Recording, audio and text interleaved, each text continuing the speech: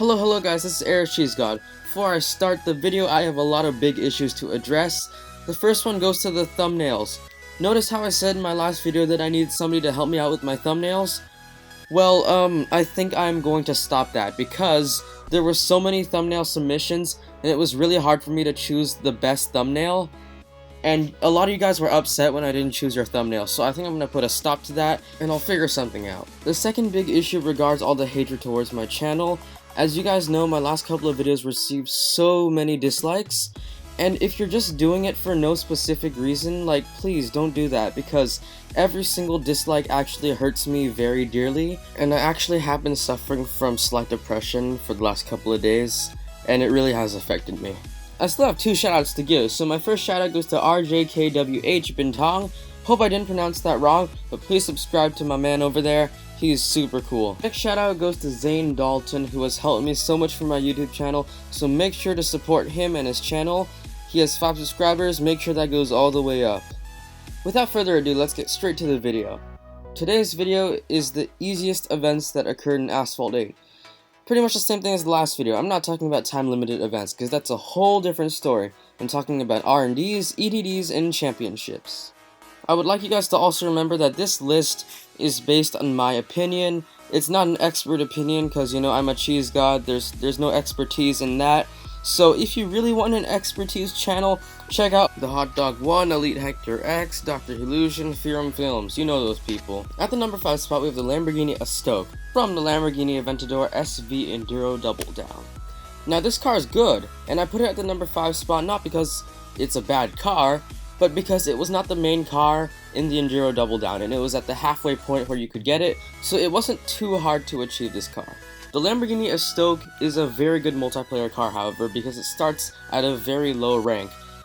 Similar to the BMW Homage, pretty much, yes. Now, this car is usually seen in the 1450 to 1570 range in multiplayer. Now, if you want this to be a multiplayer beast, there's 2 ways to tune it.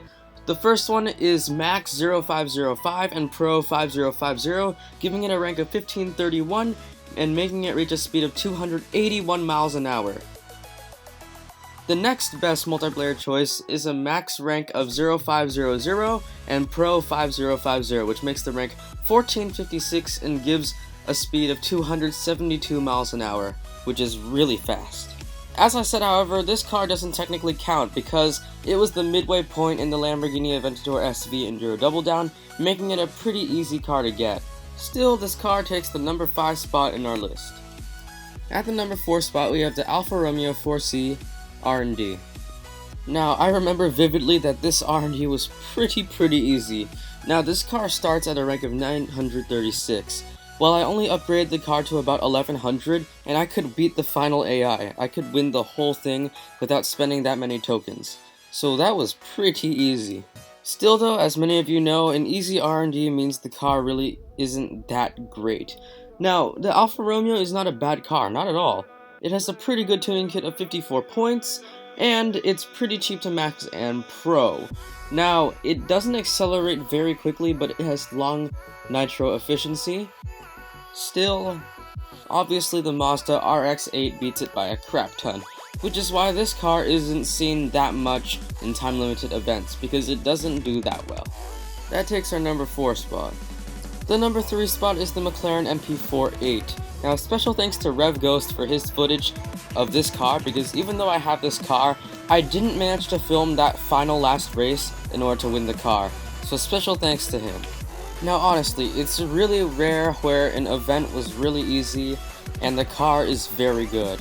It's very rare, and this was one of the very rare instances where the car was super good and the event wasn't too hard. Now, it might look like this last race is very hard, but that is because Rev Ghost actually had a very low rank for this final race and he still managed to beat it, so that just shows how skilled he is.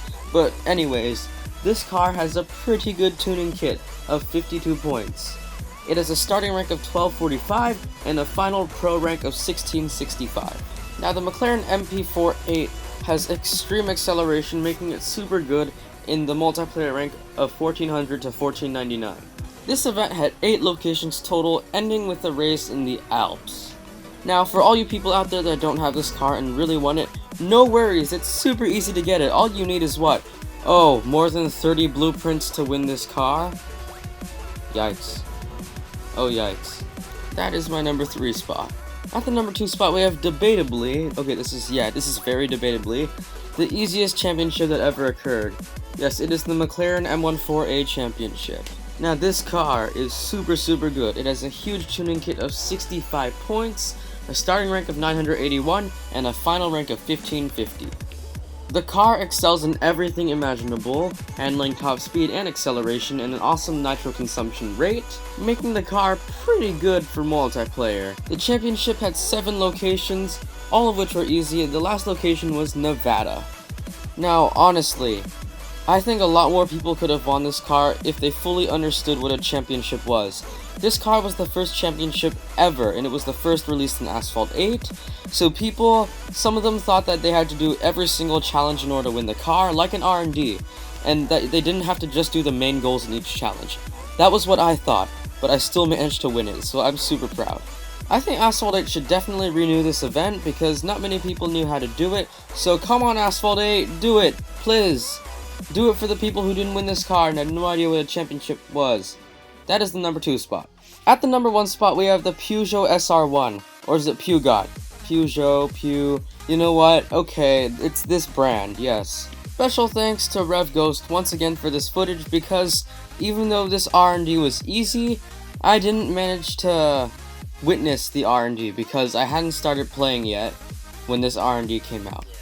The R&D had 45 tests, and it was pretty simple, okay? Because, as you can see in this clip, this was the final AI race, obviously, and Rev Ghost had max pro'd the car. He managed to beat the AI by 11 seconds, so you didn't even need to max pro this car. You didn't even need to max it, I'm pretty sure. Just tune it for top speed and nitro, and that's it. Now, I'm not saying it will happen, but if this car ever goes on sale for tokens again instead of blueprints, don't get it, because it is not worth it. This car doesn't perform very well in multiplayer, even though it has awesome nitro efficiency. This car is too reliant on nitro, so if you ever have the opportunity to buy this for tokens, don't get it. It's not worth it. Thank you guys for listening to that video. I hope I didn't disappoint you like my last couple of videos. If for some reason you didn't like this video and you disliked this video, please, in the comment section, just tell me what I can do to improve. Because I need to know how to improve. I just can't get a bunch of dislikes and not know what to do, because that really hurts.